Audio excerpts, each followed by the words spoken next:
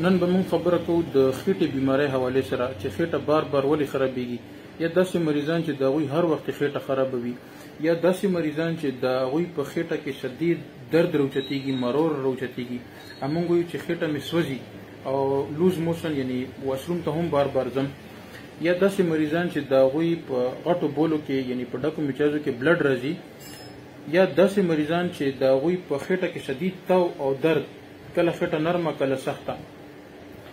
د دې بیماری حواله سره به نن خبره کوو چې د وجوهات څه دي، د بیمارو ته ویل کېږي څه، او د دې علاج معالجه څه شی دی. نمبر 1 یو خو عام خېټه خرابه شي، تاسو فلاجیل ګولۍ وخورئ یا چې کوم د سپیغول ست استعمال کوئ یا ایکس واي زیډ کیلې وغیره وخورئ، یو 2 ورځې کې ټیک شي. هغې ته موږ فوډ پوایزنینګ وایو.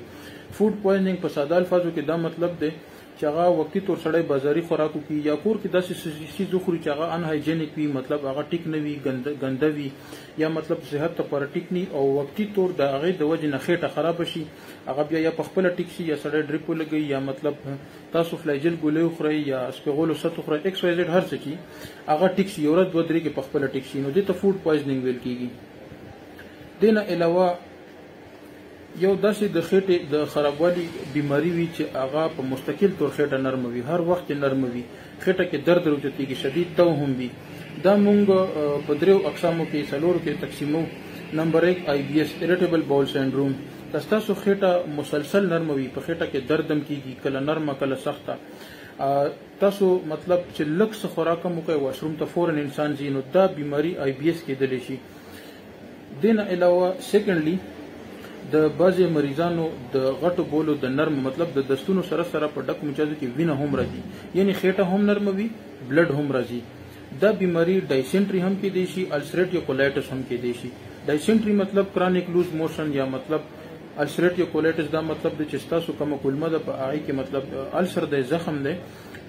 په دواړو حالاتو کې هم ډایسنټري کې او دې نه علاوه په السریټیو کولایټس دواړو کې خېټه هم نرمه وي او په ډکو میچازو کې بلډ وینه هم راتلی شي.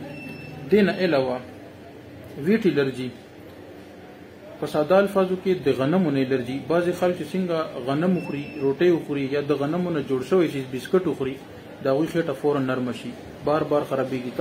تاسو به اوس وایئ چې دا څنګه بیماري ده، دې ته ویټ الرجي وایي. په پښتو کې موږ وایو چې د غنمو نه الرجي دی. دا مریضان ډېر ریر وي، ډېر کم وي، خو دا مرض شته دی. مطلب دا چې بعضې مریضان ویټ الرجي وي، د غنم نه د جوړ شوي شي یا د غنم نه هغه الرجي وي، مطلب روټۍ څنګه وخوري.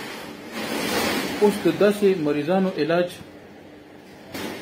د چا چې د غنمو نه الرجي وي، په هومیوپیتیک طریقه علاج کې داسې مریضانو ته موږ الکترونیا 200 لایکوپوډیم، دې نه علاوه ډایسنټریکو، ایلوز، مرکسال دا څیزونه ورته استعمالو. ویټ الرجي یا دا چا چې د غنمو نه الرجي وي، دا بالکل د هومیوپیتیک دوايانو سره قابل علاج ده.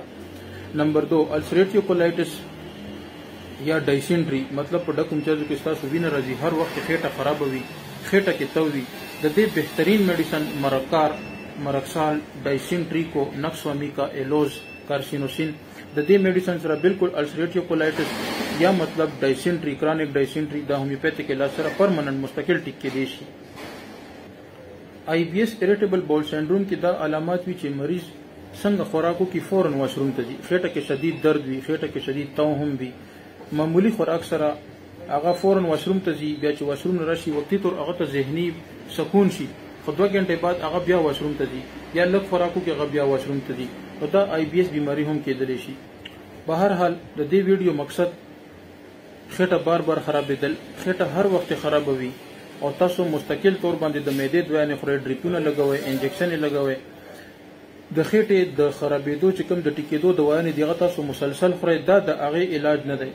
پرمننټلی د علاج لپاره تاسو هومیوپیتیک علاج وکړئ. د دې ویډیو عمده مقصد دی چې موږ تاسو ته یو خوشخبري درکړو چې ډایسنټري یا السریټیو کولایټس یا ویټ الرجي یا دې نه علاوه ډایسنټري یا عام الفاظو کې موږ وایو چې د خېټې الرجي مې ده، د هومیوپیتیک علاج سره دا مرضونه قابل علاج دي.